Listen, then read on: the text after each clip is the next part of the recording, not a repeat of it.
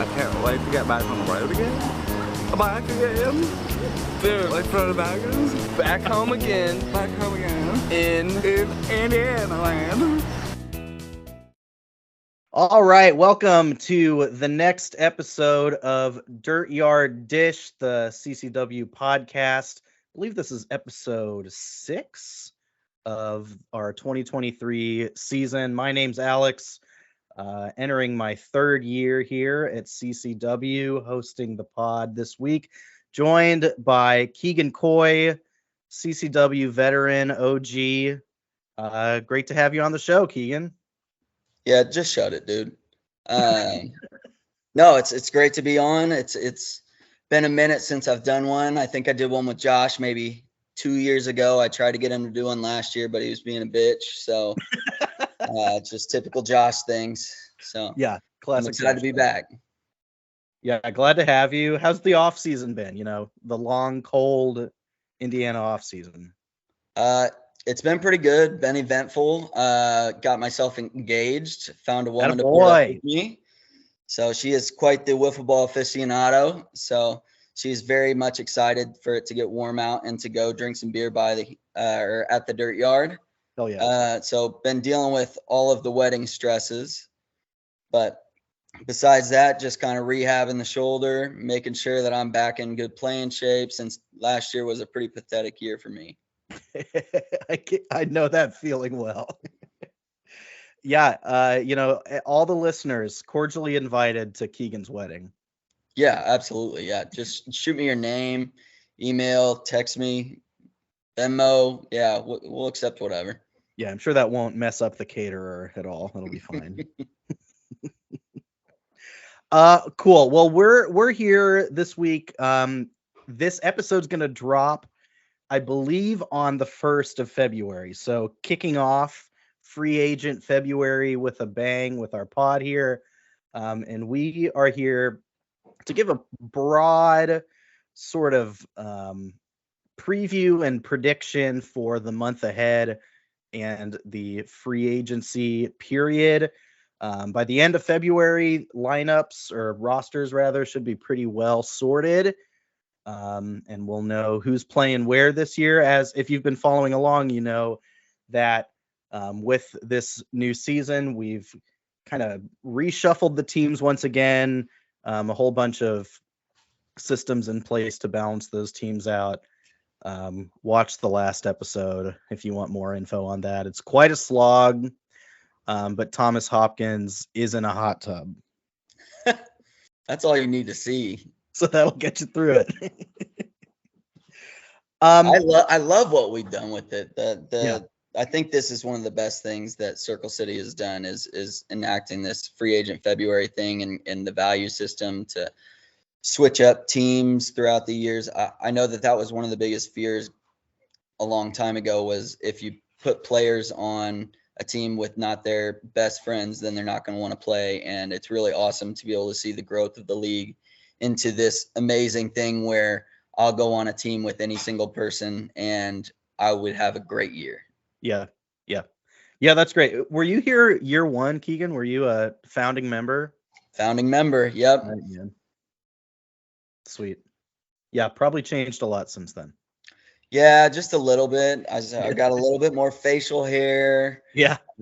I cuss a little bit more, drink a little bit more, a little bit fatter. I'm a lot more fun. It happens to all of us, man. Yeah. Okay, so we're approaching here free agency February. We don't yet have official cap or rankings in hand. I asked Dudis if he would be willing to share them with us for hashtag content, but it's locked up tighter than Fort Knox, gang. We can't get into this. Nazi. Yep. No luck with the. So, but we did get some tier lists, which we can refer to here as we go.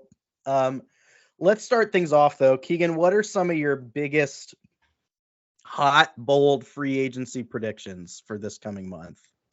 Yeah, I was thinking about this, and I kind of went by team, just trying to figure out exactly what I thought would happen. And each time that I would do it, I I kind of would fall back into the same thing where you've got, I think, the two top teams. I think the Swamp Dragons are going to come out on top. Yeah. Taylor is MVP runner-up, and I think he's getting Aulis. I think Aulis leaves the 8 balls. Yeah. To follow Taylor, and then I think right in there, I think Reed leaves the Pistols to join the Hounds, and okay, I think that makes both of those two the immediate top 2 teams. Because my assumption is that the Hounds would be able to afford Sprinkle as well, and especially with DJ decreasing in value this past year. So a 1-2 punch of Reed and Sprink is not something that I think anyone in the league would envy. I don't think that they'd be able to put many bats around it other than DJ. But I think that that's something that I really don't want to face. Yeah. I think that middle pack, you're going to have the moonshots, just because I will never count Will Smithy out of anything. Right. That man can single-handedly lead a team to a championship. I think you're going to have the shorts because, again, Dudas is determined. I've talked to him. He's determined to be an actual pitcher this year, more than 3 innings a game on the pod. Yeah. So yeah, breaking news. That's what he said is going to happen. We'll see how long it lasts, or how long his body lets it last as we're getting older. And then I think Yackers, Rudy, one of the best 2-way players in the league. I think he's able to put another really, really solid player around him to be in the middle dark horse mix there. Mm-hmm. And then, like I said earlier, I think the 8 balls are kind of fucked. And then I to put it bluntly, I don't know. I mean, it's hard. You go from Junior being the best pitcher in the league and McFarland, one of the best bats in the league. Yeah. Both drop out same time. Doesn't matter. He replaces him with the best rookie that we've seen in a long, long time at CCW. Maybe ever. Yeah. Maybe ever. And which absolute snub by the national committee. Biggest snub. Absolutely ridiculous. But I mean, and then you replace him with Aulis and Tay, and now gonna lose both of them again, I think. So Speak being dealt a really, really tough card. I'm very interested to see what he does. So and then Pork as well. It's a very similar situation. I mean, you've got, especially with the Bundy announcement, which I don't know if it's been made public yet, but breaking news again, Nick Bundy is leaving to go to Dallas. He's moving to Dallas, got a promotion in his job. We're really happy for him, but we are going to miss him a lot. For sure. He was such an awesome person to have at the field at all times. He always made people laugh. Good dude. So Thomas is the heart and soul of that team, the Pork team, but Bundy made him go. One of the best hitters in the league. And like I said, they're going to lose Reed too. I don't see him coming back. So now they've lost arguably their best bat and their best pitcher. They're in that same situation where they've got to hope that they can lure one of these big names to their squads. Yeah. And I'll say here too, I don't know about yourself, Keegan, but I can put my hand on a Bible or the CCW rule book or whatever and say, I've got no information here. Neither of us are managers. We're awaiting our own free agent destinations. And so this is pure speculation on our part. Right. Yes. Haven't really been told anything. I've had a couple conversations with some people as of last year, but nothing. It's hard to know exactly too what the plan is when the values aren't out. Yeah, exactly. Yeah. Those are great takes. I have some reactions and thoughts. First one being that, unless I'm mistaken, your Reed and Sprink pairing, I think, can't happen because they're both in the ace tier, right? Great. I love that. Right? Yeah, it is good news for the league. Thank God. That is the last thing anyone needed. Yeah, against either of those guys, you're thinking, all right, we just got to get through the one game against this guy, and then we'll get into some other arm that we can maybe actually do some damage against. So yeah, that back to back would be tough. But I do think it's not possible. Good. I love that. Yeah. Is Witty considered an ace? He's not. To my Okay. knowledge, he's not. Yeah, there's a couple guys like I think Witty. I think Vogus is in that same territory too, where they're like borderline aces, but just because of how the numbers worked out, they're not in that tier. So you could pair, yeah, like a Witty or a Vogus or one of those other guys who are right on the precipice with one of your aces and form a pretty good one too. Yeah. Shoot, you want to just turn this into a straight up team prediction, Daniel? Let's do it. All Let's right. do it. Yeah. I'm with you in that I think that it seems likely that Reed's gonna move on. The rumor out there is Hound. So I've got a hard time, speaking against that. So but it is like the biggest free agent domino to fall, right? He's got he's going to have one of the top values, right, as a great hitter and a top 2 pitcher, right? He's going to take up some team's cap, and that's really going to, limit them on what they can do the rest of the way. But also, he's got to be like the number 1 target for anyone who can afford him. Absolutely, yeah. And I mean, I can't see, like, I don't think he's going to speak because there's just not enough around him. Sure. Can't go to the shots. Right. Can't go to the Dragons. Right. He's leaving Pork, I think. I mean, it's just there's not many options for him. No. And I don't know. Again, no inside information here. This would be, brilliant for me. But can you rule out the Yackers here? And, Rudy's not taking up that ace line himself, but he's an excellent do-it-all, of course. You slot, just think about the guys we had last year, right? You slot Reed into the top of that rotation and the top of the order. That's transformative. 1,000%. That's kind of why I left Rudy's team in that middle dark horse section, because I don't have this. I feel like I can kind of predict some of the others, but I don't have the slightest clue where he's heading. Yeah. And I mean, you saw him in the playoffs. I mean, Yeah. is unreal, absolutely unconscious. ridiculous. So the bats will come. They definitely, if they got Reed, I think they jump up into that number 1 conversation. Yeah. What do you think? Okay, so in a world, if your prediction comes true and Reed ends up with the Hounds, what do you think Sprink's move is? As he and DJ have played together for a long time. Is that darling duo broken up? Where does Sprink go from there?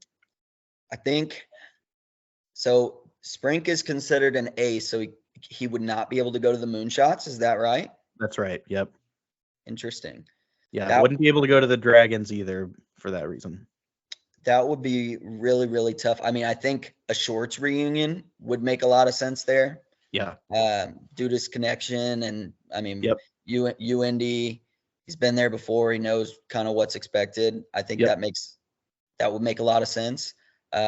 Pork, I mean, would definitely make sense. It just would be a matter of if he'd be willing to play with them. Mm-hmm. I could really, that's the way I could see it. Yeah, I did something similar here. Here's my sprawlings of a madman. Probably similar to what you did, but yeah. In my mock of this, I had Sprinkle ending up on Pork for that reason. Like, I don't know. I think the biggest thing that Pork will need in a world where Reed leaves the team is like your reliable innings eating, like top of the rotation pitcher, right? Who's gonna go out there every weekend, throw a complete game for you, give you like a great chance to win. Because we know Hopkins will hit. Undoubtedly, he'll build a team around him that can hit. If D. Louis returns, he's like a underrated, really solid number 2 at this point, right? Like to put an ace like Sprink at the top of there could really go a long way. Yeah, I think TP's a shoo-in to be on their team. Just given their history. But I have D. Louis returns to help when TP inevitably tears his bicep. It's a matter of time until he just straight up breaks altogether. And I'm right there with them, so I don't blame. I get it. What's like the opposite of a rubber arm? Because that's what TP has. It's just glass. Glass arm. Yeah. The moment that it touches anything. I think you would make a lot of sense on Pork to try to fill those Bundy shoes. Bundy was one of the best slow pitch hitters in the league with great eye. I think that you are a Kmart Nick Bundy, if you will. I'll take that. Yeah. I will gladly take that. So I think that would make a lot of sense. Anyone's ever said about me, Keegan. I think another thing I could totally see, because I think another heavy thing is Dustin Dowden. Where's he going this year? Yeah. He had an amazing year last year, pitching and hitting. He did. So I think that I guess a bold prediction would be Pork and 8 Balls get into a shootout for the Dowdens. I think it's a package deal for him. Interesting. Yeah. And I think Speak ends up winning it, and the Dowdens head to the 8 Balls. Speak probably like offers him a new car or something to get him there, but he finds a way because that's who he is. Yeah, I could definitely see that happening. Yeah, and I could see, this happens every year, right? It's like, who is the Mike Speak target? Like the arm that is good that he's gonna punch up to being like really strong, Right. And Dowden's got that, like, not just ace level potential, he is by the metrics like a top of the line pitcher, and to get Senior's brain to help him out, that could especially with Dustin being another year removed from surgery too, that could work out really well. Let me pose a question for you here. Yeah. What do you think about Mike Speak Sr. helping Aiden reemerge, taking a 5 on him? I dig that. I struggled. I really struggled with Aiden when I was trying to looking at teams. He's burnt a lot of bridges, to be completely frank. He when he wants to be, he's one of the best players in the nation. Yeah. It's just a matter of getting him to want to be there. Sure. And I mean, maybe Speak could be the guy to get him back to that national form that he was at. Yeah. I think that's if any guy, in the league can do it, it would be Speak, right? He's got he's the arm whisperer. Right. Especially interesting too, if, speaking of package deals, if Aiden and Holden come together, right? There's like, you put those guys on the 8 Balls, that's their ace in Holden, right? You've got Aiden as like huge upside play. Really, like you said, the ability to be a top of the league guy. That could be the way, or the potential path for Senior in the 8 Balls, to make some moves. Yeah, Holden's an interesting one too. He is, if you look at the stats, he's one of the best pitchers ever in the league. He is an absolute stud. He struggled when in the years before last because he just wouldn't show up. Right. And when he showed up last year, Dudas got him. He would show up and he would dice people up. We could rely on him every single time. He was nasty last year. So, and he's just a good time to be around too. So he's another one. I kind of had him mocked out to maybe the Yackers. However, interesting. I think I don't like that anymore. I think 8 Balls makes more sense. Yeah. You said. Yeah, I do like that. I see the potential for the Dowdens to end back up on the Yackers too. I think somebody mentioned that in the last episode, but former Yackers before free agency last year, depending on if Rudy misses out on a big swing for someone like Reed or another like really top tier arm, I imagine that he would think he's got a pretty good shot with with Dustin to call back on that too. Now, Yeah. I think where it gets interesting with that is Rudy, I would say, has the best relationship with those guys up north. Sure. Talks to him pretty consistently. And Vogus and Gags, those two guys, if they are guaranteed, and both of them have guaranteed that they will get playoff eligible, if they are both going to be playoff eligible, Yeah, it's huge. those are difference makers. I mean, those are two studs that can immediately step in and be number 2 pitchers at bare minimum. Right. Yeah, Vogus, I think, ends up, based on these rankings in that third tier, close to, Dudas and Rudy in value, which are, top of the line guys right there, the guys you can build a team around. So Yeah, whoever lands him, I think, gets a really, again, assuming week by week presence. And Vogus was here all the time last year, so that shouldn't be an issue. I think, you've got a player to build around for sure. Who do you like Smithy to get to join him? That's like the most interesting question, I think, right? Because I one of my bold predictions I put down here, and I think that Smithy's number one priority's got to be Mike Whitty. He loves, his upside. By the end of the year, he was like showing ace level potential. Oh my God, I wonder if they can't even retain him. Yeah, he was unbelievable. I mean, he would come up, and I found him maybe harder to hit than Will. Yeah, he's nasty. Yeah, So you don't see a lot of balls coming from the he's a lefty, right? Lefty. Yeah, coming from the left side like that. Yeah. And I think they're like that moonshot core dwindles a little bit further this year. Yeah. I think Church is gone. I don't know where he goes, but I think he's gone. And then I think it might be tough for him to keep Voris if he gets Whitty.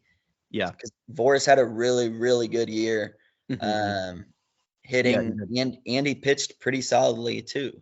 Yeah. So I think T. Greg will be back. It's a pretty low risk, high reward there. But I think I like that Smithy, Whitty, T. Greg to get it started, and we'll kind of see where they go from there. I'm really interested in what these numbers end up being because, if you missed last episode, right, there's a different cap at each stage, right? So not only is there a total cap, but your first 2 players have a cap, your first 3 players have a cap, right? And so I really wonder if Whitty's, number will be low enough that they can even afford to make him the number 2, right? Maybe Smithy's 100 out of 100, as he will inevitably get, paints them into a corner so much that they've got to, make T. Greg, who's a great player, their number 2, but maybe doesn't have the number 2 arm potential, that Whitty would have. And if Whitty ends up, unable to be grabbed by the moonshots, there's another huge target out there. Big time. And that's another thing. It's hard to know where somebody like him would go with the UND connection. I mean, you look at the shorts again, and maybe he's to the shorts, or maybe Speak ends up stealing him. I don't know what Rudy's relationship with Whitty is either. It's tough. Yeah, that would be really interesting. That's going to be one of the bigger, I think, outcomes based purely on what these numbers shake out to be. Yeah. I think I want to talk about a couple wild cards. Yeah. So Buckman is back. He's back, baby. That is awesome for the league and awesome for him. We're so happy to have him back. Just an amazing dude and an amazing player. I'm very, very, very interested to see. I have to think that Speak is going to be going hard after him. That's a great call. It would not surprise me at all if Speak is throwing everything he possibly can to get Buck. He's got the swagger like Junior did. Yeah. He's a dog. I mean, he's just a guy you want on your team. Yeah. Yeah, I loved playing with Buck, man. I'm super stoked that he's back in the league this year. He's going to be another one of those like it's such a swing for him. Yeah, you could either get, being away from the league, who knows where he's at. Um you could get the best pitcher in the league, or you could get somebody who maybe doesn't live up to expectation. But Right. yeah, again, you're right, such a speak target to get an arm like that. And then another one, Hensley, Devin Hensley. Yeah, who I don't know who this is. So I'm newer to the league, so fill me in. yeah, so Devin Hensley played maybe a few years back, maybe on that OG Hounds team, and the dude is one of the most athletic people I've ever seen. He comes in and he is like immediately going to be challenging Taylor for best defender and like fastest guy in the league. Just overall freak athlete. Yeah, that's wild. So he's somebody that's going to provide a ton of value. He may not figure out the batting just immediately, but he played at UIndy. He's going to figure it out. It's a matter of time. So the fact that his value is down there with the likes of me is absolutely absurd, because he is a far better player than that. Yeah. Interesting. Somebody's gonna get a steal. Yeah, that's good to know. Yeah, I didn't know the guy, so that's another huge wild card. I think, is there anyone else that jumps off for you as guys that are gonna outperform their value? Again, we don't have the numbers here yet, but we've got a general idea. Who jumps out as somebody who's gonna really blow away their expected value? I think Hayworth. He's a dude. He's going to come up. He can field. He doesn't care about anything except for getting on base. He will literally take a bullet on that wiffle ball field if it means that he gets the out. He will lay it all on the line, which I'm going to go ahead and set the over under at 4.5 times that he just absolutely slams into the center field fence this year. Yeah, I'll take the over on that. It's just ridiculously dedicated. And yeah, I mean, little slap hitter, switch hitter, he can really do it all. So I think he batted over 400 last year. I think so too. So seeing him that low, I was pretty surprised by that. I think somebody will get a steal on him.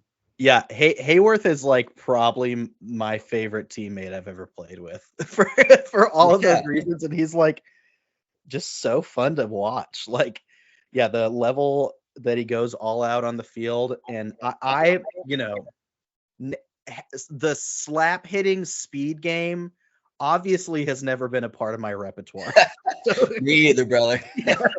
I love to see it, like when the way that the other teams would get just so bent out of shape because he was like hitting dribblers down the third baseline and ending up on second base. It's like, you just love to see it. It's the skibby guy. I don't know his name, but I see him every year and I'm like, God damn it, here's this motherfucker again. Yeah.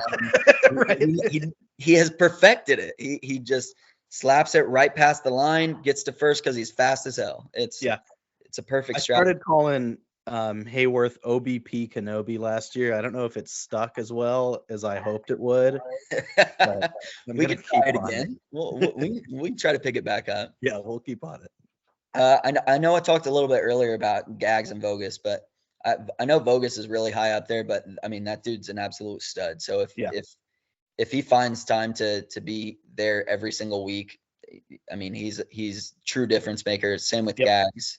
So I think that Gags especially could outperform his value. We talked about Hensley. DJ, I think DJ is a way better hitter than his value is showing. I had in this like misconception in my head that, man, DJ had a really down year last year. And I went to look at the stats to confirm that, and he batted like 430. And I'm like, good Lord, like that's a down year.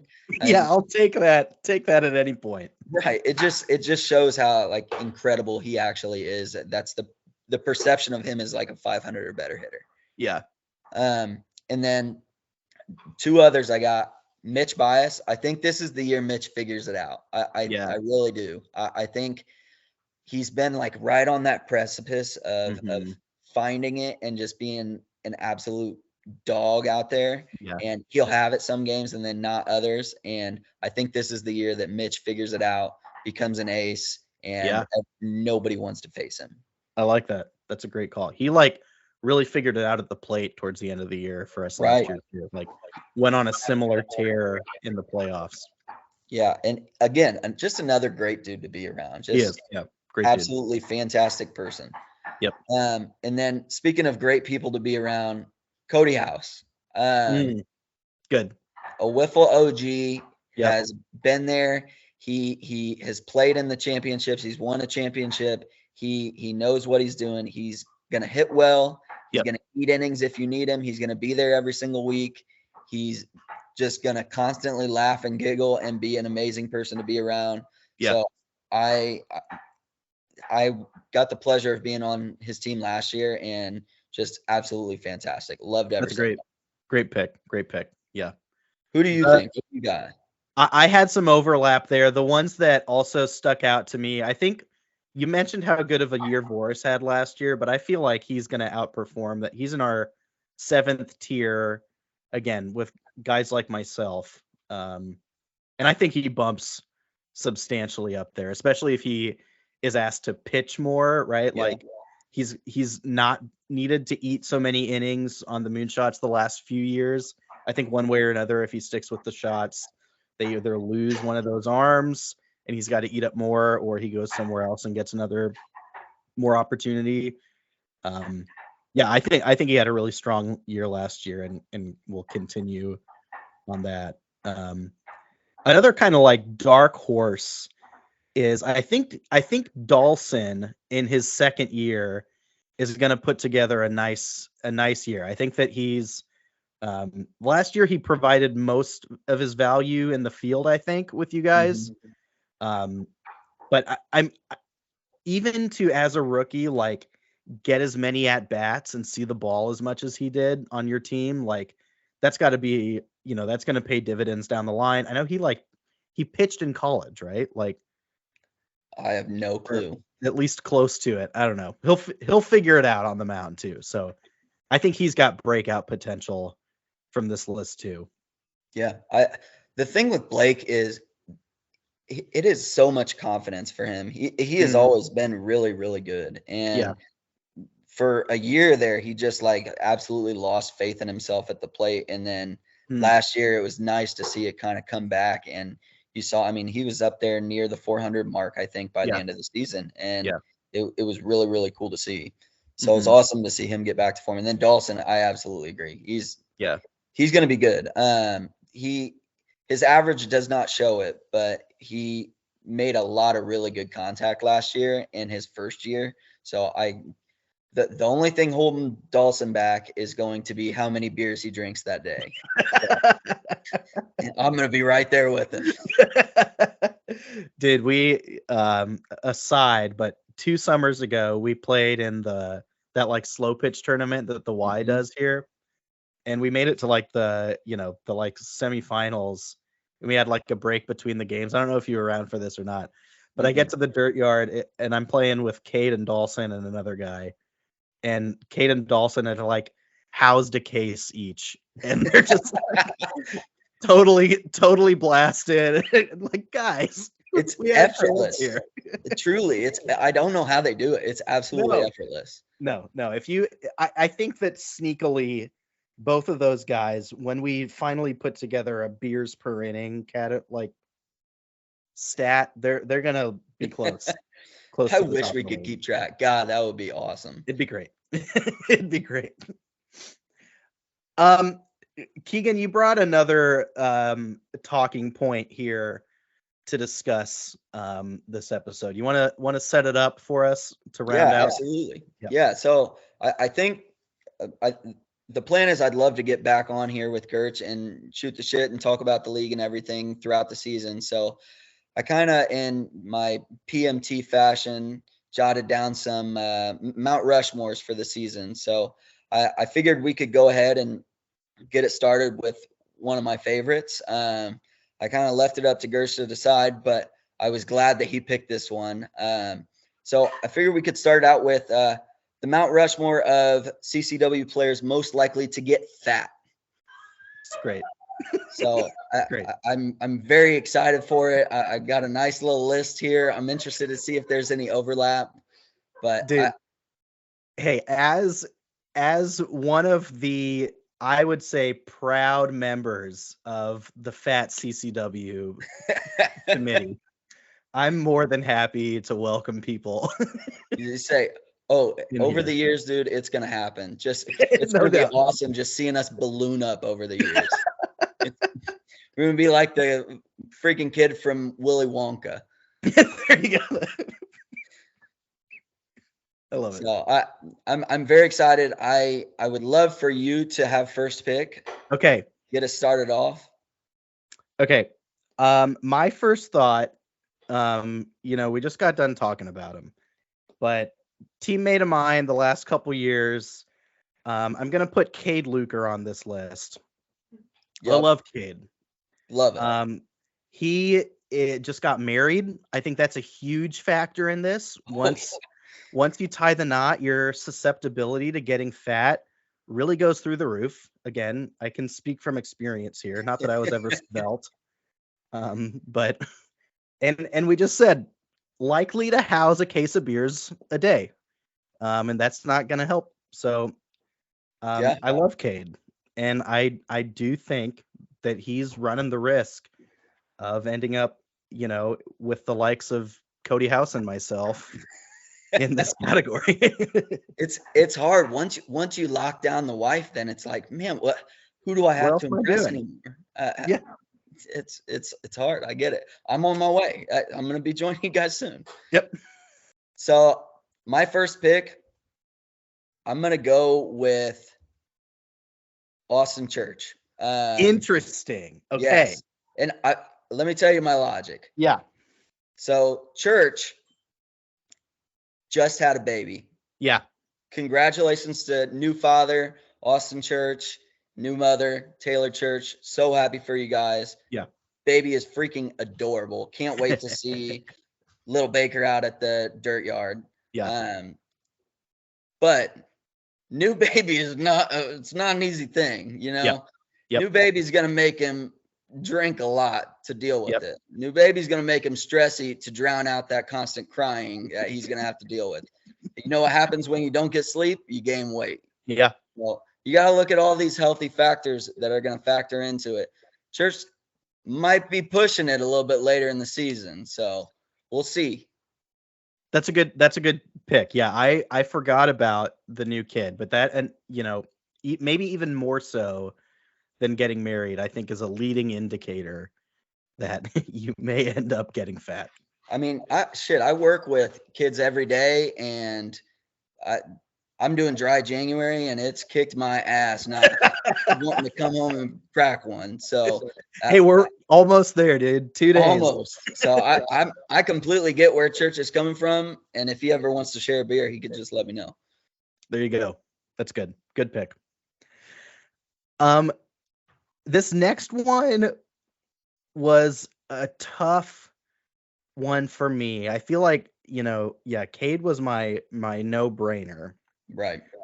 The other name I put down, similar reasons to what you just said. I'm going to go with Hopkins on this one. Hopkins, again, not unlike myself. He's getting up there in the age range. He's married. Absolutely He's got a ridiculous. kid. He does Yeah. not look his age at all, too. No. It is insane. But Yeah. yes, sorry, continue. One of these days it may catch up to him, Yeah. It plays a lot of slow pitch on top of the wiffle. The beers are always flowing at a good slow pitch softball league. I've seen, I don't know if I've seen another player at the Dirtyard spend more minutes in his nice folding chair than anyone else. Just So- posted up in Keith's corner, Yeah. just chilling. Just chilling. Mhm, Just yep. chilling. I'm gonna throw my hat in for Thomas Hopkins here. Yeah, I love that pick. I love that. We were just talking about him, putting down a case with Cade. I've got to take Dawson. I mean, I played with them last year. The dude pounds them like no other. I mean, we would finish our 2-game set, and he's like, shit, I don't know if I can drive. And I'm like, what do you mean? How many did you have? He's like, just 12, but shit, like 12. How the fuck do you drink 12 beers in 2 hours, dude? Even playing? And he doesn't even seem out there with you. Like it is truly, it's impressive. And then on top of it, loves to golf and works on a golf course, so he gets to do it for free all the time. That's big. What better pastime than drinking a beer on the golf course? So it's got to be Dawson for me. That's got to be my number 2 too. That's huge. I think that's a great pick. So there it is. Are there 5 in a Mount Rushmore? I would like to do an honorable mention. Please, yeah, that's great. Yeah. And it might come as a surprise, but again, I've got logic behind it. So hear me out. Taylor Carpenter. Okay. I'm gonna need to hear this one out. And I know what everybody's thinking. Oh, Tay, no way. He's the freaking heartthrob of CCW. Yeah. He's absolutely jacked. He could pull off any outfit, any hairstyle, any piece of jewelry, any tattoo, whatever. He's gorgeous. Before the name change, Taylor to Heartthrob is what. So people are probably thinking, you're crazy. No way. However, I don't know if you guys are aware of, after we won the national championship, Taylor developed an obsession. I'm not aware of this obsession. Wow. Keegan cut out here after leading us with this cliffhanger of information.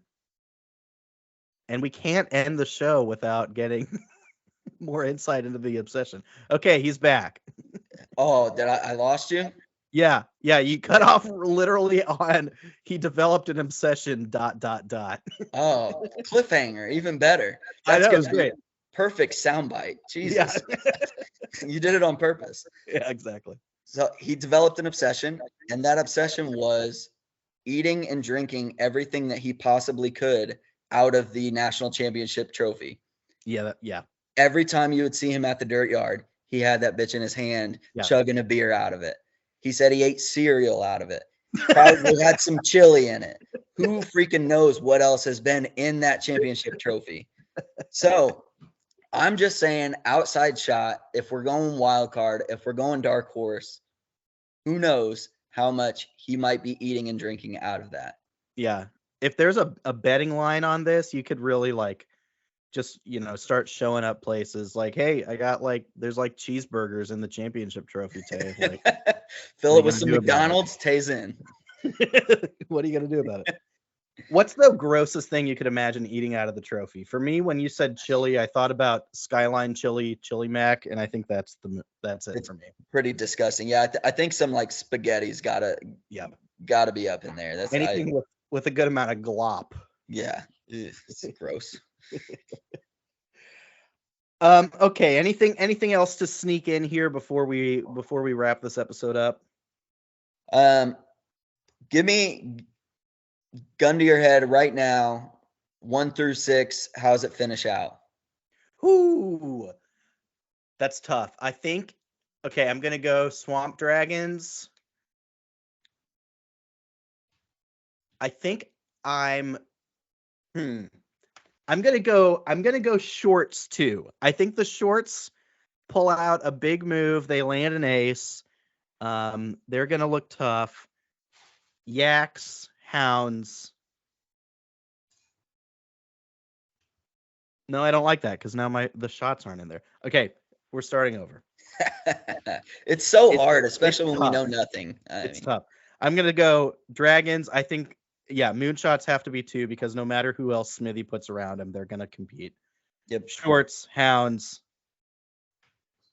8 balls, Pork. Okay, I love it. Now, I'm going to ask one more. Go through each team. I'm going to ask you each team, and I want off the top of your head, just the best free agent get that they get this year. Okay. Not returning player, new player. New player. Okay. Hounds. I think the money's on Reed to the Hounds. Yep, I'm with you. Yep. Yackers. Oh man. I'm gonna stick with Dustin on this one. I think Dustin Dowden. Okay. Pork. Pork is really interesting because they could afford anyone if Reed's not back. You know what? I'm gonna go nuts here and say Mike Whitty. Oh, okay. Maybe a surprise move to Pork. Swamp Dragons. I mean, it's Allis, right? It's got to be. Gonna be Allis. Shots. This one's tough too. Because like, who do they bring in? Who do I have? Okay, here's my prediction for the Shots is Rookie of the Year runner-up Evan Butts. Oh, okay. I like that. Had Opportunity to play for the prestigious Moonshots. He had a really, really good season. He did. Yeah, overshadowed by Allis's all-world rookie year. Yeah. And then finally, I think last one, shorts. Shorts, I'm going to say Buck. I think Buckman lands with the shorts. Just a gut feeling. I know that Dudas has been working on him, so. Yeah. That would be a nice little 1-2 combo too. Yeah, I would. Assuming he comes back in full form. Yeah, for sure. All right. Thanks for patronizing me with that. I appreciate it. Anytime. Great. Well, I think that ought to round it up. By the time this drops, we will be in free agent February. Make sure that you are subscribed to the pod here and also following Dirtyard Dish on Twitter to stay apprised of all of the free agency news. I'm sure it's going to be flying in even by the time this is posted, because we know people might have been working the phones before now, you know. Tampering is real in the Wiffle Ball world. Yeah, Adam Silver's investigating as we speak. Excellent. Hope to see you all out at the Dirtyard this year, and we'll see you next time. I can't wait to get back on the road again. Back again. Dude, like for the baggers. Back home again. In Indiana land.